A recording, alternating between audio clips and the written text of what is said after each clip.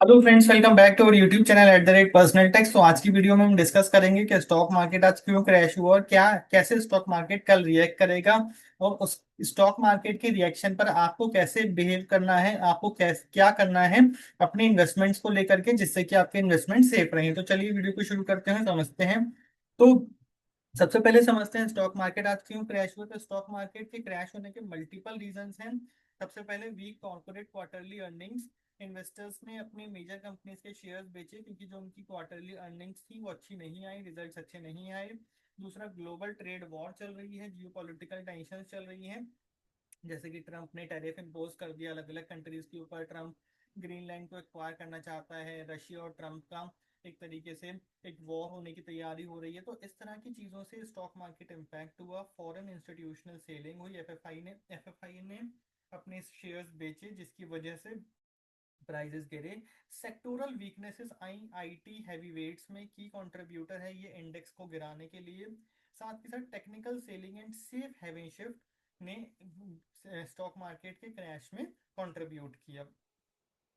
Global politics Indian market को क्यों impact करती हैं? क्योंकि हमारा ग्लोबलाइजेशन है, ग्लोबली कनेक्टेड मार्केट्स हैं। एफएफआई रिएक्ट करती हैं यूएस की पॉलिसीज को और उसी हिसाब से वो सेल परचेज करती हैं। ट्रेड, टैरिफ, इंटरेस्ट रेट एक की रोल प्ले करते हैं।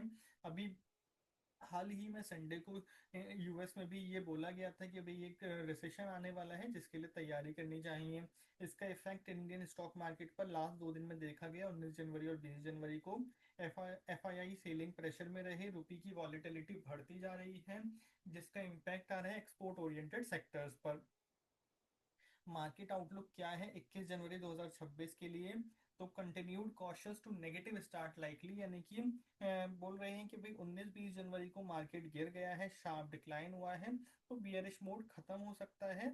लेकिन जो स्टार्टिंग होगी वो नेगेटिव से ही होगी। This often leads to cautious और soft opening on the next day, यानी कि 21 जनवरी। Technical level suggest range bound but weak trading, यानी कि रेंज बाउंड ट्रेडिंग होगी, बहुत ज्यादा स्टॉक मार्केट के गिरने की उम्मीद कम है। Nifty is near critical support level. If it hold support we could see short covering and a mild bounce. If the supports break decisively तो यहाँ पर बहुत ज्यादा गिरने की उम्मीद नहीं है, 200 से 250 पॉइंट मार्केट गिर सकता है। This means volatile and range bound session is likely with traders watching support and resistance level closely. Global FII flows will influence the move. जैसा कि अगर एफआईआई ने सेलिंग अभी भी अपनी कंटिन्यू करी तो मार्केट पर प्रेशर बना रहेगा और मार्केट गिरेगा। लेकिन डोमेस्टिक इंस्टीट्यूशनल इन्वेस्टर्स हेल्प कर सकते हैं मार्केट को बचाने में, मार्केट को कम गिरने में हेल्प कर सकते हैं, क्वेश्चन प्रोवाइड कर सकते हैं। Sentiment and volatility remain elevated. Indian volatility index is elevated, suggesting nervous market conditions which usually translate to unpredictable swings rather than a strong rally. कौन से सेक्टर सबसे ज्यादा इंपैक्ट हुए हैं? आईटी और technical stocks, pharma, export, metal, manufacturing, banking and financial services. अब retail investor को ऐसी सिचुएशन में क्या करना चाहिए? पैनिक सेलिंग अवॉइड करनी चाहिए, फोकस करना चाहिए लॉन्ग टर्म फंडामेंटल्स पर। एसआईपी, स्टैगर्ड इन्वेस्टिंग के थ्रू शेयर्स में इन्वेस्टमेंट इन्वेस्टमेंट करना चाहिए। इन्वेस्टमेंट स्ट्रैटेजी क्या होगी अनसर्टेनिटी में? अपने पोर्टफोलियो को डाइवर्स कीजिए, अच्छे शेयर्स पिक करिए, प्रेफर करिए कीजिए लार्ज कैप स्टॉक को क्योंकि उनमें वॉलीटिलिटी बहुत कम होती है। कैश एलोकेशन को मेंटेन करिए जिससे कि अगर मार्केट और फ्यूचर में फॉल करता है तो आप अच्छी बाइंग कर सकें।